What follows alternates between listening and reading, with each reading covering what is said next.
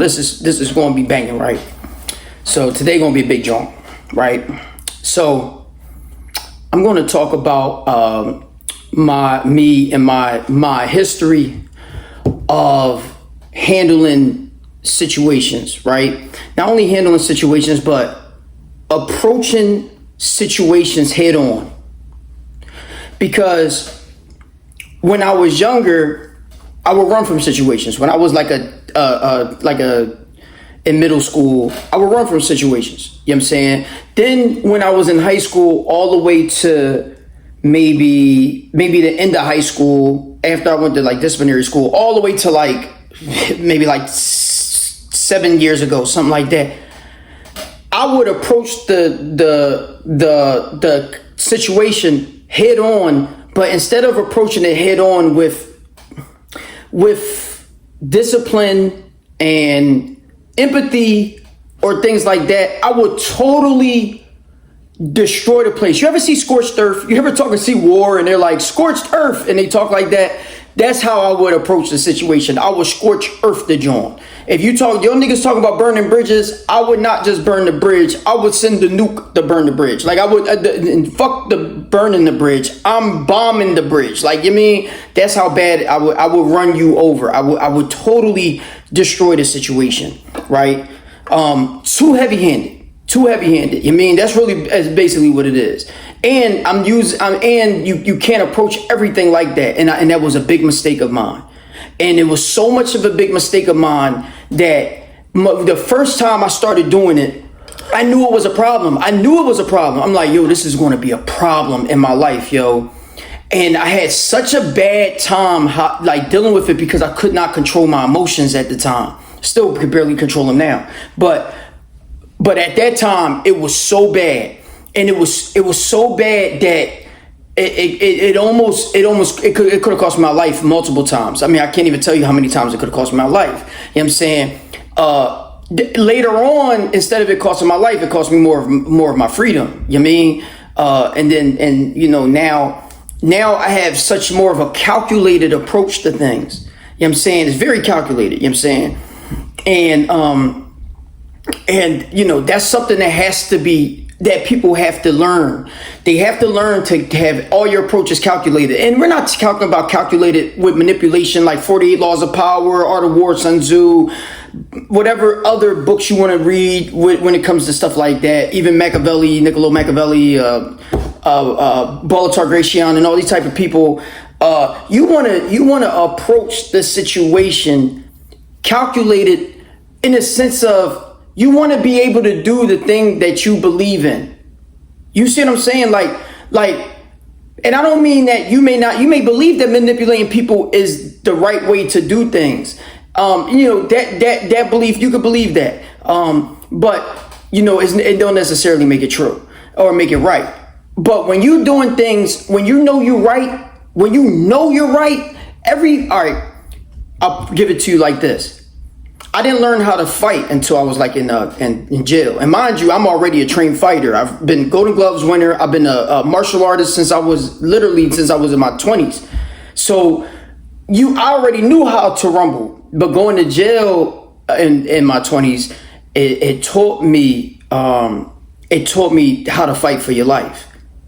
When you fight for your life, the first fight you have, the fight for your life, if you make it out of that fight, because you fight for your life. If you're the one that makes it out that fight, you know how to fight from now on. You're not going to be begging for your life. You're not going to do none of that stuff. You're not going to be doing no running. You're not going to do, unless it's a calculated retreat, you're not going to do none of that. You're going to know how to fight for your life. I can always determine if somebody's been in that situation before by what they do in them situations. I can always determine if that person's been in that situation before. I'm looking right at him. I'm like, this person has been in this situation before. Because you can always tell that person, because he's not even going to do nothing. He's not going to say nothing. He's not going to do nothing. I seen people run from like dudes with knives and shit like that. And I just seen their reaction to it. I'm like, damn, this person's never been in that situation before.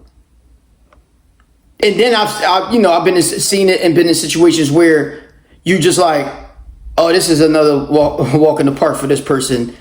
I could tell this person's been here before. So, the reason why I say this, because like going up against the city, my city, like suing the city, going up against and going up against the already slander and fake narratives and stuff like that they put out, or they get the other minions to put out, because you know they have people that work for them that would do it, has made me a trained and very skilled fighter. See, what people don't realize is that they say these like sayings like, what don't kill you make you stronger, but they never understand how true it really is. Even in 48 Laws of Power, in Robert Greene, he tell you either give that person an out, you better not back that person into a wall. But if you are going to not give him an out, you better crush him totally. That's two laws. That's two different laws. One is you have to give that person an out. That's one law. The other one is if you're going to crush your opponent, you crush him totally. Totally. I crush my opponents totally.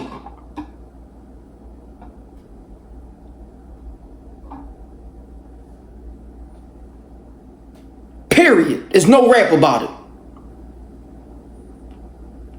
I don't give a fuck what I'm facing. I don't care who I'm facing or what I'm facing. I crush them totally.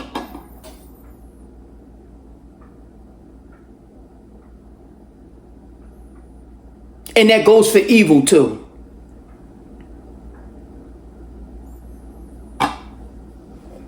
Now, I went up to the police station today to let them know that it was open season. And by it being open season, I want them to know that there is not going to be just, oh, it's going to be, you know, this person over here or that person. I'm going after everybody. Going after everybody. And I'm not only going to go after everybody, but I want the record to be set straight. Not only do I want to be paid for my situation, but I want the record to be set straight, and I want you to do it publicly. Then, you know, after that, we might be able to work something out with the money situation and all that.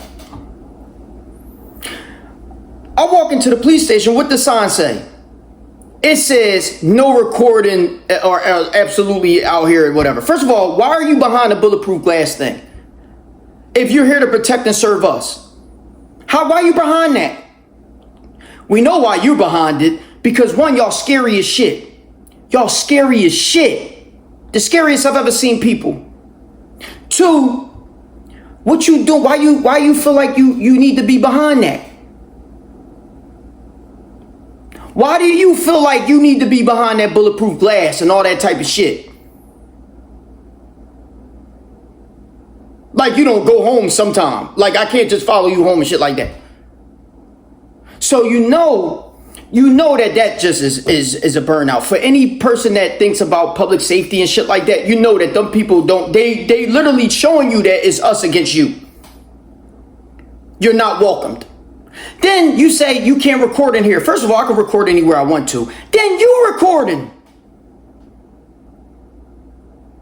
But you know why they're recording? Because they're going to, if there's something that happens that they don't think is into their favor, they're going to delete it.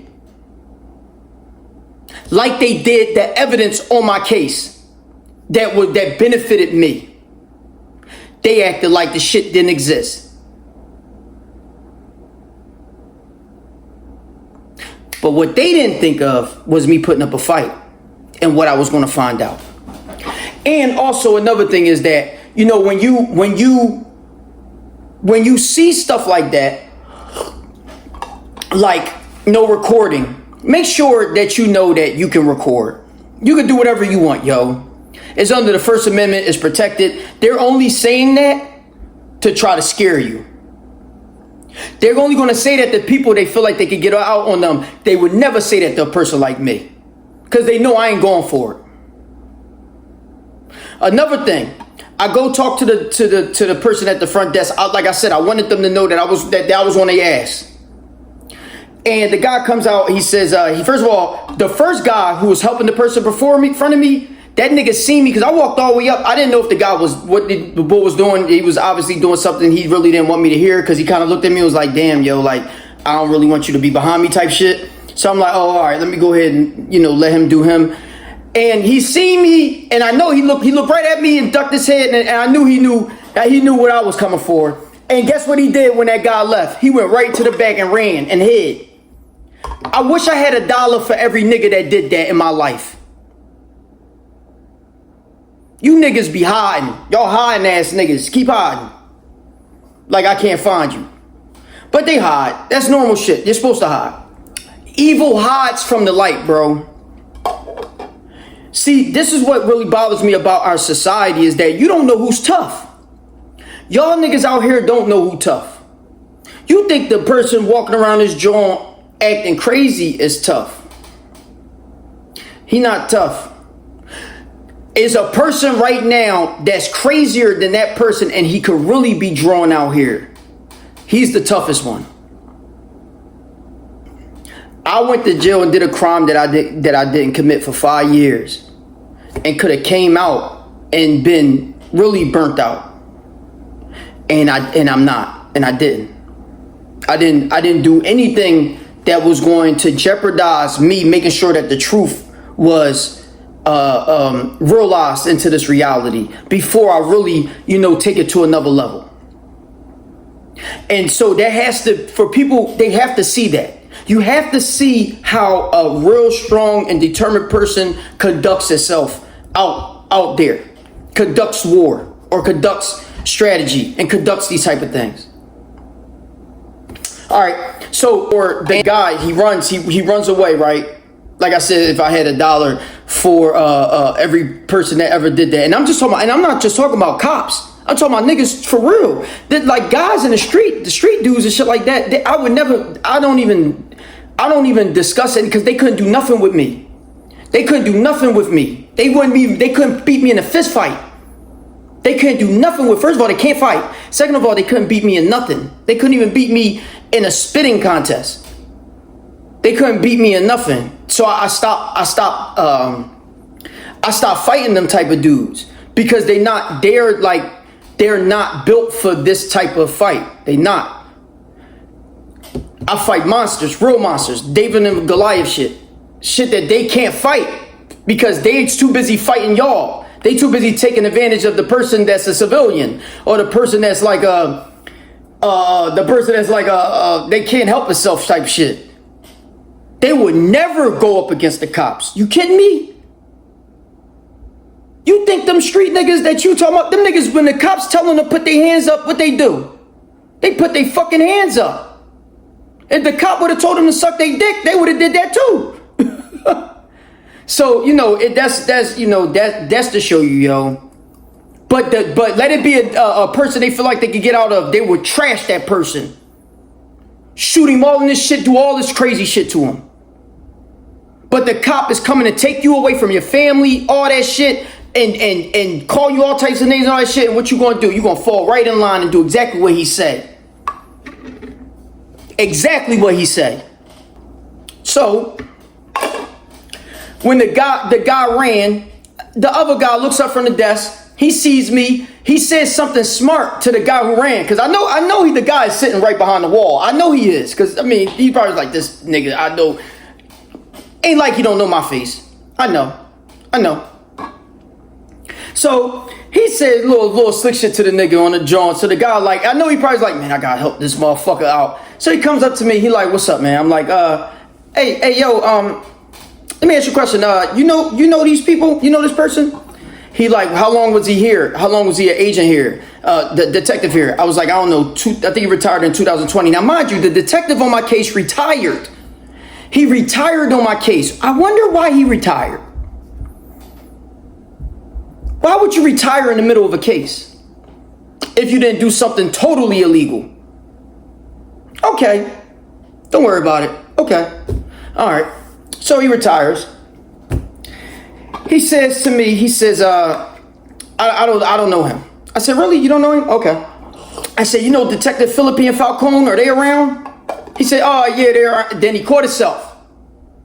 He like, Then he looks at me like kind of with a face and was like, he was about to tell me what this is about or get the fuck out of here. But he was like, well, yeah, they're around. What's up? What are your business? And I mean, now he catches himself now because he knows that he can't just tell me to go fuck off like he do to most people. And he also can't fucking tell me anything because he knows I'm about to grind him to dust. See, because y'all street niggas, right? You like, well, I'm a street dude, so I'm upholding some type of code. What code you upholding? But scheming everybody. What code you upholding? You a fucking scam artist, nigga. You scheming everybody.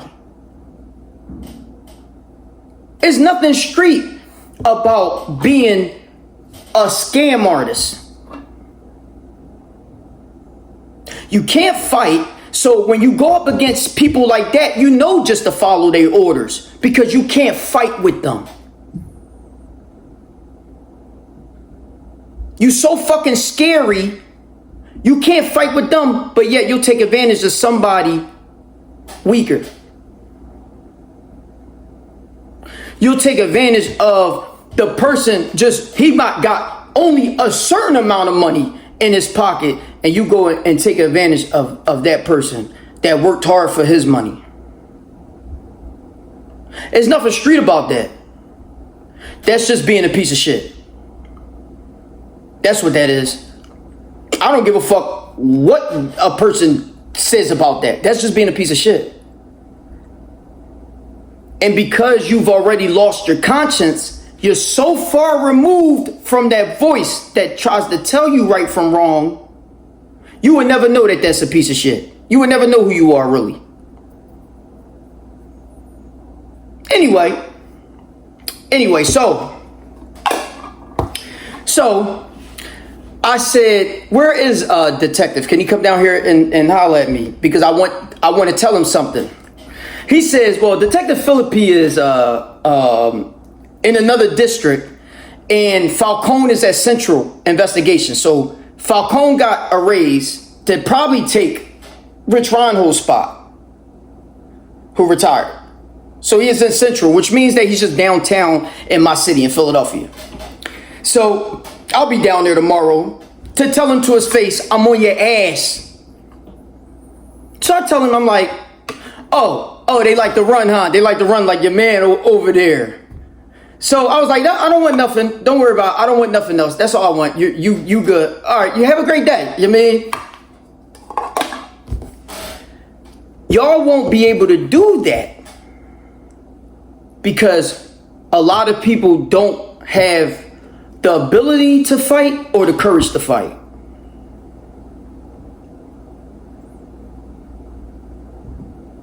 But you're willing to kill someone over words, over stuff that's not really, it means nothing. You could have just fought the person or something like that if you needed to do that.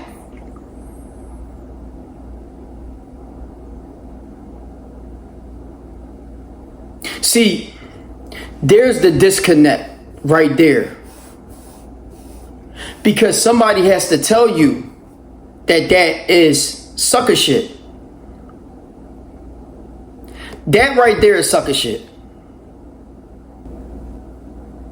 If you're going to be the tough guy that you say you are, because life is going to make you tough. It ain't got no choice but to make you tough. It has no choice. It has no choice. It's going to fuck you up. It's going to whoop your ass. I don't care who you think you are. You could be the toughest motherfucker on the face of this planet. Debo shit. Debo got his ass whooped. Your arms is too short to box with God. Period. He going to whoop your ass. Period. So if you're going to be humbled by life, then you're going to be toughened. Because if you're still alive, especially when you get to my age, if you're still alive, that means you've been toughened by life. And if you toughened by life, then you should do what tough niggas do. and go to war with the monsters.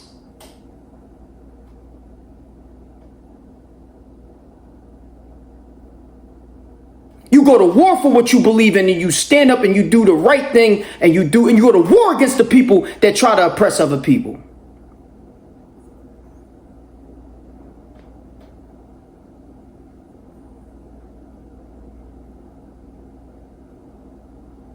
That's something they ain't going to tell you.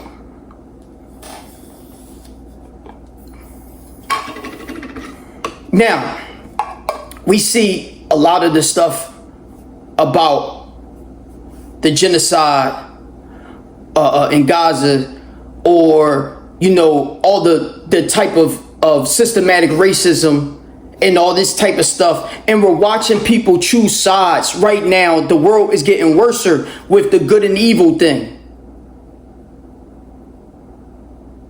And I actually see that people are choosing sides. They are. I'm watching it. I can see that people are actually picking sides. Because even in my city, violence is down. For real, it is.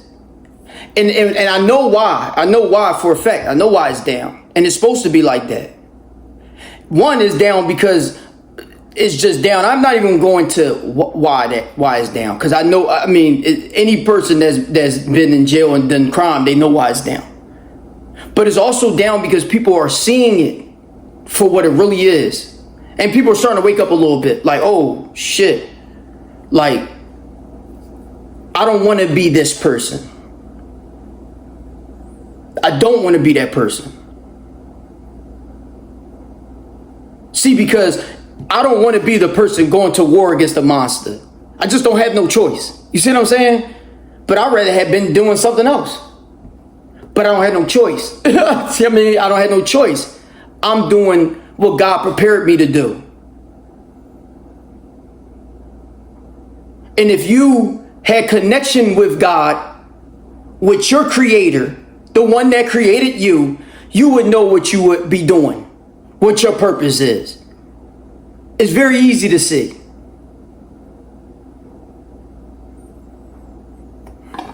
So I'm gonna go with that.